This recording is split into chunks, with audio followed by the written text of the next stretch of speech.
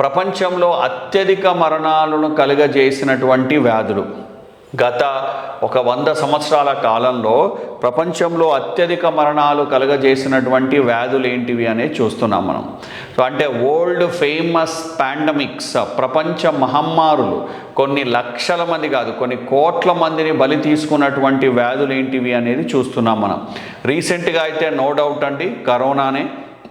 కానీ దీనికంటే ముందు ప్రపంచ చరిత్రలో అంటే మెడిసిన్స్, వ్యాక్సిన్స్ అవైలబిలిటీ లేకముందు కొన్ని కోట్ల మందిని బలి తీసుకున్నటువంటి వ్యాధులు ఉన్నాయి. సో వాటిని చూస్తున్నాం. ప్రపంచవ్యాప్తంగా అత్యధిక మరణాలను కలుగజేసినటువంటి ఏదంటే ప్లేగు, దీన్ని బ్లాక్ డెత్ అంటాం. అయితే ప్లేగులో రకాలు ఉన్నాయి, నెక్స్ట్ స్లైడ్లో చూపిస్తాను మీకు. బ్యూబోనిక్ ప్లేగ్ అని, న్యూమోనిక్ ప్లేగ్ అని, సెప్టిమిక్ ప్లేగ్ అని ఇట్లా ఉన్నాయి. సో మనం ప్లేగుని బ్లాక్ డెత్ అంటాం. ప్రపంచంలో అత్యధిక మరణాలను కలుగజేసినటువంటి వ్యాధి ఏంటి అంటే ప్లేగు. ఆ తర్వాత next small pox, next flu. Of course ఇప్పుడు స్మాల్ పాక్స్ లేదు, ప్రపంచవ్యాప్తంగా ఇరాడికేట్ చేయబడినటువంటి ఒకే ఒక డిసీజ్ ఏంటంటే స్మాల్ పాక్స్.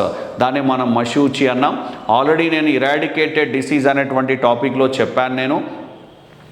సో ప్రపంచంలోనే ఏ దేశంలో ఇంకా మళ్ళీ తిరిగి రానటువంటి ఒక వ్యాధి, ఇరాడికేటెడ్ నివారించబడినటువంటి వ్యాధి స్మాల్ పాక్స్. కానీ ఒకప్పుడు ఇది కొన్ని లక్షల మరణాలను కలుగజేసింది. తర్వాత నెక్స్ట్ ఫ్లూ, ఇప్పటికీ చాలా మరణాలను కలుగజేస్తుంది.